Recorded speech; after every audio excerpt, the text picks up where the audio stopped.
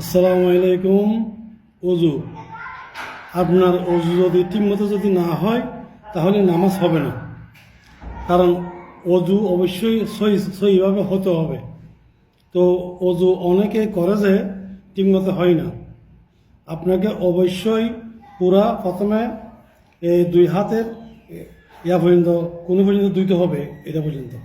পরে আপনার মুখ পুরা একদম কানের ইয়া পর্যন্ত, গলার ইয়া পর্যন্ত, এই জায়গা পর্যন্ত ধুইতে হবে।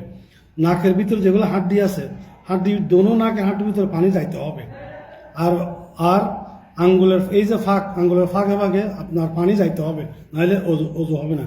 অনেকে হাত ধুই যে ফুল হাত হাতে এরকম করে দুই যে, কিন্তু এই যে চামড়াগুলো, এই যে চামড়াগুলো এরম করলে বড়ে যায়, কিন্তু এই চামড়াগুলো পানি এরম করলে ঢুকবে না। আপনাকে অবশ্যই এরম করে এভাবে পানি মুছতে হবে উপর পর্যন্ত, তাহলে আপনার অজু হবে। আরো একটা কথা, পায়ের আঙ্গুল, এই যে পায়ের দুনো পায়ের আঙ্গুলের এই যে ফাঁকে ফাঁকে আঙ্গুল দিয়ে পানি এভাবে ঢুকিতে হবে, এবং পায়ের মুড়ি যেগুলো আছে পিছনে এইভাবে ধুইতে হবে উপর পর্যন্ত। কারণ আপনার অজু যদি সহি যদি না হয় তাহলে আপনার নামাজ হবে না। তাহলে ওই নামাজ পড়ে আল্লাহ কি, আপনাকে প্রথমে সহিভাবে অজু করতে হবে। ঠিক আছে?